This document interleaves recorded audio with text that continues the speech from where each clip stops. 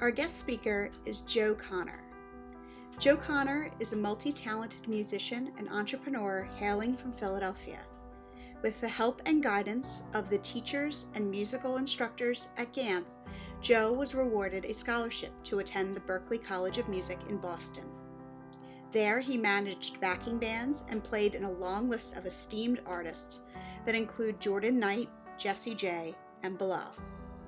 This role quickly expanded into artist management, which was the catalyst to him starting his own company as a junior in college, to be named JC Management. Joe went on to graduate from Berklee cum laude with a degree in music business and management in 2011. Since then, he's opened a new division of his company, which specializes in live music production and musician staffing. They provide extraordinarily talented musicians from all over the country. JCM Musicians now has a roster of over 50 musicians that have worked with some of the biggest names in music that include Nicki Minaj, Toni Braxton, Babyface, Bebe Rexha, and Big Sean, just to name a few. As a drummer himself, Joe has gone on to compile an impressive resume that includes the likes of rapper Problem, Van Jess, Mickey Fax, JoJo, Sammy Adams, and American Idol winner Jordan Sparks. You can also catch him playing in the music video Want You to Want Me by Jason Derulo, and for the feature track of Disney's Cars 3 movie, Ride. Joe has also worked on other film and TV projects, including The Passion Live on Fox, as well as in national commercials and marketing campaigns. Joe now holds the position of A&R for Deep Well Records and Anders Media, previously of Capitol Records, and can now be heard on his weekly podcast entitled Backstage Sports, where he is a co-host discussing sports, social issues, and various current events of the music business. Prior to the pandemic, Joe was touring with an inspirational R&B band Blessed, rock artist Diamante, country artist Nate Moran, and rock band The Otherwise. Please welcome GAMP alumni, Joe Connor. Hi, I'm Joe Connor and a proud member of the 2007 graduating class of this great academic music program. It is absolutely an honor for me to have been selected to speak to you today. Greetings and a big congratulations to my beloved alma mater for making this happen, and to you, the senior class of 2020. The memories I have from my time here are not only extremely valuable to me in my career as a businessman and a musician and as an artist, but many of them keep me in line just as a human being today. I think even in my sleep, I can still hear some of the famous one-liners of a few of my teachers, like Mr. Rutland's, "Don't be sorry, be correct," or Coach Cratch's, "I can talk till I'm blue in the face," or Dr. Carr's, "Straighten it out, Buster," whenever somebody hit a wrong note. Whatever the delivery, I know the intent was always to better me as a student, as a musician, and as a person. I want to first give some flowers to whom flowers are due. There is a brilliant and phenomenal, very young teacher that I am told is retiring this year. Most of you know her as the wonderful and talented Mrs. Mann, but with all due respect, she will always be Miss Green to me and many of the young lives she so masterfully molded during my time at GAMP. I want to thank you for your 40 plus years of service to this institution and community as a whole. And second, wish you to see the return of all the love, learning, and joy you have infused into the many lives you have touched back to you 1,000-fold. To you, I say, we love you, I love you, and thank you. Another virtuous woman of this great ilk is Miss Sharon Renz. You, along with Miss Mann, have left a lifelong lasting impression on me since middle school and will forever hold a special place in my heart as well as my head, as many of the teachings you've instilled in me from even childhood has not only stuck with me until this day, but it's carried me, propelled me throughout the rest of my academic career, still continue to do so today in my professional career and everyday life. And for that, I am grateful and will forever be grateful. And to you, I say, we love you, I love you, and thank you. To all the many teachers and instructors from this illustrious institution that have sowed into my life in more ways than I could have ever conceived, I say thank you. I've taken so many things from my time here that have been so instrumental to me throughout my entire life. Words cannot express how grateful I am to have been blessed enough to spend 8 years of my time on this earth here. Never would I have ever thought that I would find so much more than a spark for a profession here, that I would find so much more than a motivation here, that I could find so much more than an exceptional education here. Heck, I even found my wife here. We aren't married yet, but are engaged to do so in just a couple of months. So shout out to my fiance, Intezar Wilson. The point is, this school, I have so much to thank for so much of the brighter side of life that I've experienced. And again, for that, I want to say, I love you and thank you. To the graduating class of 2020, although I'm not that much older than you, you are now stepping out into a very different world from what it feels like it was like when I was graduating, you know? There were still enormous social issues, political drama all around, the pressure to get that caption just right for that pic you want to post for Throwback Thursday. But what we're experiencing now, what we're living in now, is nothing like what we stepped out into. I could be lying. It's possible we didn't have Throwback Thursday yet, but whatever, dropping some fire on MySpace or Facebook was still a heavy burden back then. However, the world you're entering desperately needs you. Not that our world at the time didn't need us. I mean, I'm sure the people of Apple at least benefited greatly from my class's contribution to the rise in sales of the iPhone 1. I mean, you, ladies and gentlemen, are a necessity to our very way of life. You are essential. And not like, oh good, the corner store is open, at least I can still go and get a hoagie during the pandemic, essential. But like, you will be the movers and shakers, the leaders and innovators to help take this place out of the funk that it is in and bring it to a more perfect union. In the real sense, not the kind they meant when they wrote the Constitution, but the kind that has unity at the forefront, community in mind, inclusion at the core, and real change and progress at the heart of it. You are needed. And the great thing about this period in time is that you have so many resources and avenues to take that will allow you not only to carve out a better future for yourself, but also the world around you. We live in a world where you don't have to just find one thing and stick to it, right? I always love to research people who inspire me or who have just been uber successful in a given industry. So I research a lot of great talents, a lot of great thinkers, innovators, many of whom who are all very wealthy people.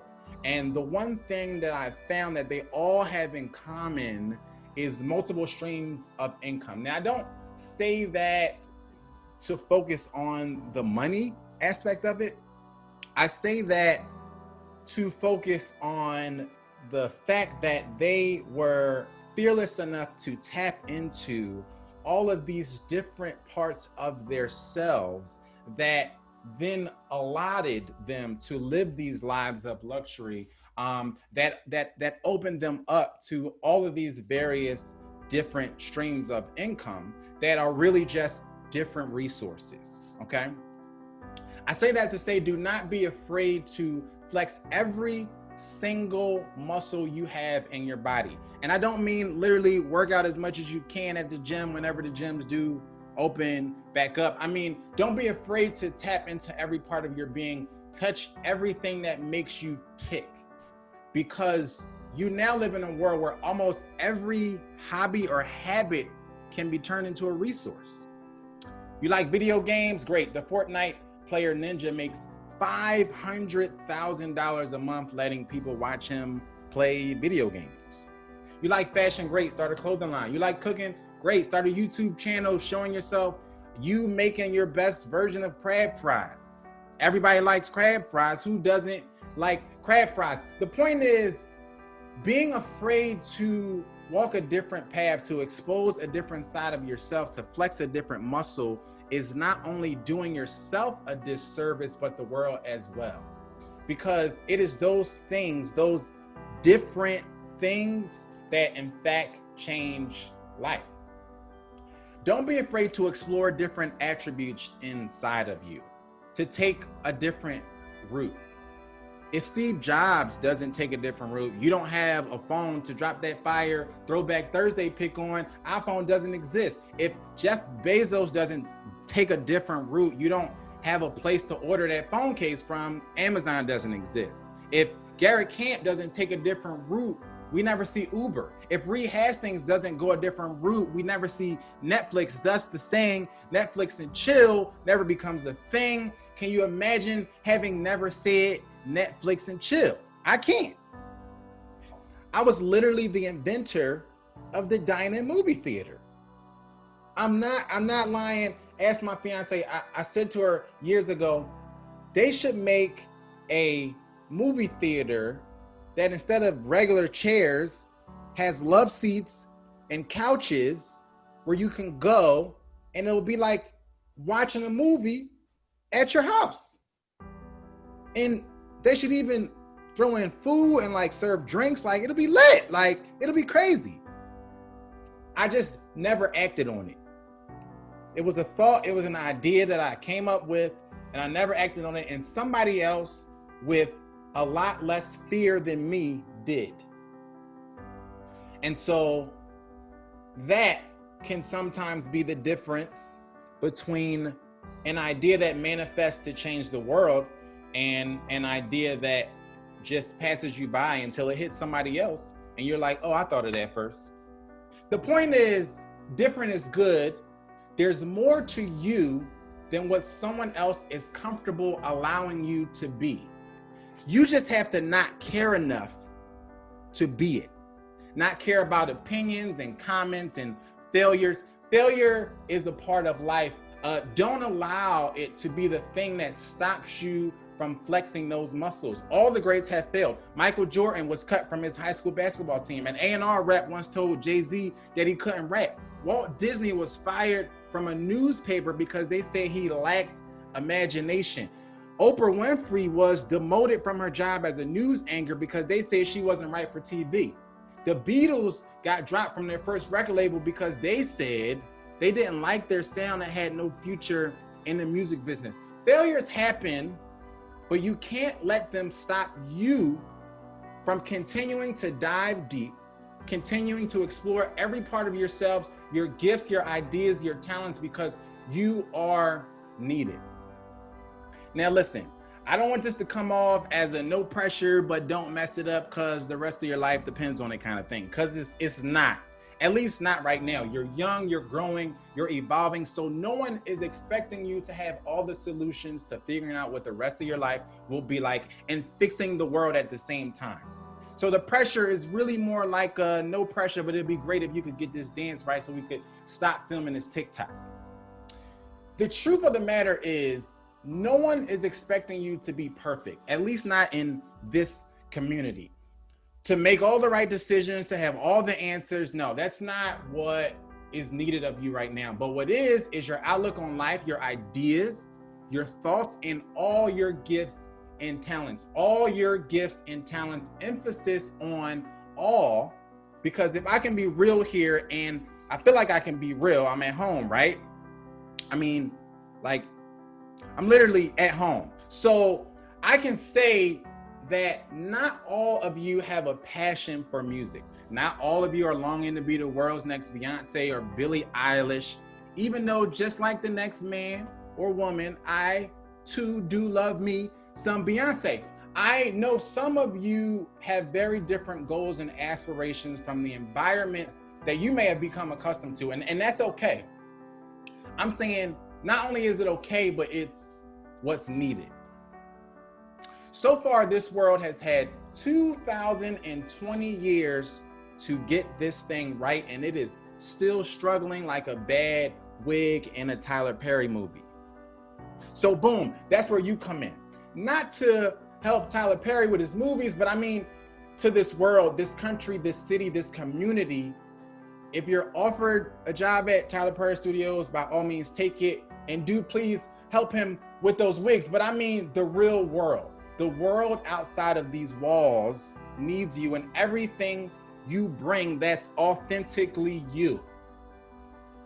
Whether it's in science or law or philanthropy or fashion, whatever it is, don't be afraid to tap into it and use it, because one day it can be the very thing that turns everything around. I just knew that I wanted to be a professional musician, but how I was going to get there and what that looked like wasn't always clear to me. But I had an idea that I would just get in this one lane, I would just do this one thing, and I would just ride it out, and I would just do that for the rest of my life. If I was, we played a lot of jazz music at GAMP, and part of me said, well, I'm just gonna play jazz, and then I'll just play jazz forever and I won't do anything else. And I got out into the real world and realized, wait a minute, this guy's doing this, and this, and people that I was looking up to was all over the place. I'm a big fan of Diddy. Diddy, this man doesn't sleep. I'm like, how does he get sleep? He is literally has a TV network. He's got an album out. He's got a clothing line. He's working on it's crazy. And it made me realize you have all of those different talents and all those different ideas. You have them in you as well. You just have been too afraid to tap into them because you don't want people to say, look at that guy. He's just a drummer. Look at what is he doing in a record label trying to get a job? He's just a drummer, right? But if I let those demons, those voices in my head block me from taking a chance, I would have never been able to get a job working at Capitol Records. You know what I'm saying? I would have never been able to support myself 100% full-time through music, playing different genres, right? I would have never been able to tour with a country artist, tour with a rock band, also tour with a jazz artist, I also tour with a pop artist. I would have never been able to do these things because I was too afraid. I would have been too afraid of what people might say because I'm doing something different, or I'm stepping out of what their level of comfortability for me is. Too often we do things that make everybody else comfortable, or we say things, or we are afraid to say things because we don't want to make others uncomfortable, right? And I had to learn very early on that the enemy of progress is comfort. The more comfortable you are, the more stagnant you will become. So stepping outside of yourself and stepping into these different avenues and to these different worlds and to these different genres and to these different facets of life is what's going to propel you, and it's what's going to make you great. It's what's going to push you into your next level of success, whatever that looks like for you. I know you've heard this before, but I've sat right where you are. I don't mean literally, because I've never actually been inside some of your houses, but I mean, I've been in your position before, right? I've made the mistake of sitting on talents and ideas that I've had until I was literally forced to use them out of necessity. When I first moved to LA, being a small fish in a huge pond was a bit terrifying for me. A lot of skills that were in me, I let lay dormant because I was afraid of how they would be received or what people would say. Would I be supported? Will this be successful? Will people like it? Will it get enough likes on the gram? As a drummer, I found every reason not to sing until I was up for an opportunity where my ability to sing was literally the only difference between me and another drummer getting the gig. A gig I needed, or the chances of me going back to Philly with my tail between my legs got realer than a LeBron versus Jordan argument in the barbershop, which is kind of silly to me because even Stevie Wonder can see that LeBron is the greatest player of all time. But like, really real. I was fortunate because often the turbulence of my circumstances pushed me to be greater, to dive deeper, use talents and ideas I always had, but wasn't always brave enough to use. Today, I implore you to learn from that mistake, from my mistake. Don't wait until it's fight or flight to use what's inside of you. And again, you may not even know what those things are right now. And again, that's okay. But I'm asking you to merely be open and willing to let those things, those gifts, those talents, those ideas come out of you when they do arise, if they haven't already. Some of you have answers to questions that haven't been asked. Some of you have solutions to problems that don't yet exist. But again, saving the world and figuring out what your future will look like at the same time isn't what you're tasked with. I'm only asking of you now to allow yourself the room to grow and the grace to make mistakes and to learn from them. The willingness to try that which is stirring up inside of you, and the openness to allow the world to be exposed to it, whatever that it is for you. Because that can be the thing that changes government, that changes music, that changes healthcare, that changes art, that changes education, that changes agriculture, changes anything your gift, talent, and ideas have been tailor-made for. Whether we know what that is right now or not, you are needed. You have the chance to affect this world, this country right now in its most vulnerable state in ways that my class and classes before could have never imagined. Today, I'm encouraging you to take advantage of that opportunity, to seize it in ways that no class ever has, because you are necessary. You are next, and you are needed. Thank you so much for having me. Be safe and be great.